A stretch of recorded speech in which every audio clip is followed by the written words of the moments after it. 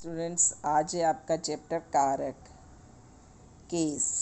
देखिए, कुरुक्षेत्र में अर्जुन को गीता का उपदेश देते श्री कृष्ण ने अर्जुन को कुरुक्षेत्र में गीता का उपदेश दिया। अब इसमें जो ने है, को है, में है, का, ये बोल्ड लेटर्स में है। आदि शब्द वाक्य के अन्य संज्ञा, सर्वनाम तथा क्रिया शब्दों के साथ संबंध प्रकट कर रहे हैं।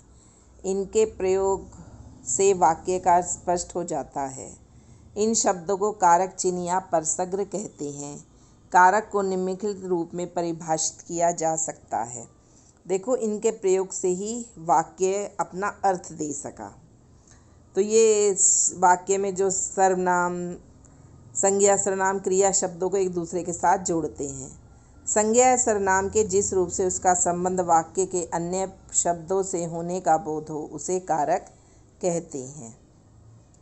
अब देखिए, हिंदी भाषा के कारक: कर्ता, कर्म, करण, संप्रदान, अपादान, संबंध, अधिकरण, संबोधन।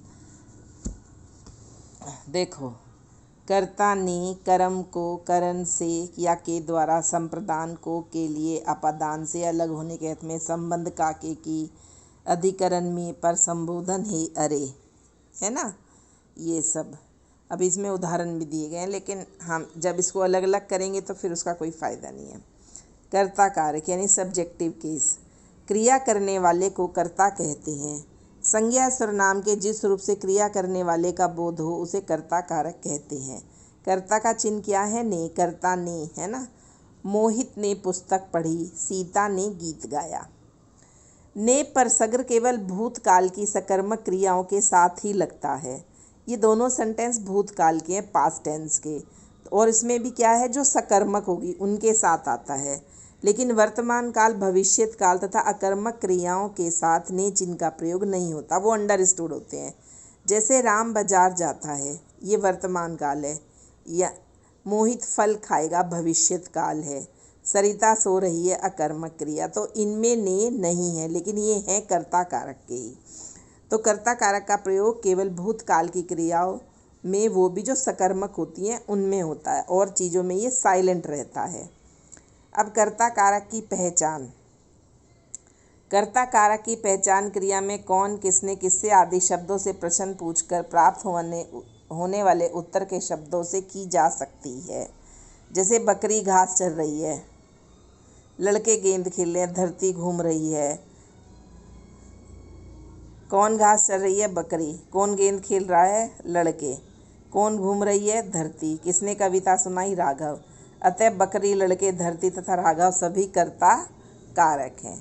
अब है कर्म कारक। जिन शब्दों पर क्रिया के कार्य या व्यापार का फल पड़ता है, उन्हें कर्म कारक कहते हैं। कर्म कारक का चिन्ह को है। कर्ता ने कर्म को, अब कर्ता ने खत्म हो गया, कर्म को, इसका कारक चिन्ह क्या है? को।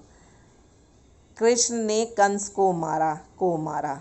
माँ बच्चे को खिलाती है, को खिलाती है। अप्राणीवाचक कर्म के साथ को चिन्ह का प्रयोग नहीं होता। जैसे राम स्कूल जाता है, तो स्कूल क्या है? ये अप्राणीवाचक है, यानी नॉन लिविंग थिंग है। नेहा गीत गाती है, इसमें यानी नेहा गीत को गाती है, तो इसमें को नहीं लगता। ऐसे नहीं है रमेश स्कूल को जाता है, तो रमेश स्कूल जाता है तो को नहीं लगता। अप्राणी यानी नॉन लिविंग, उसके साथ को नहीं लगता। कर्म कारक की पहचान।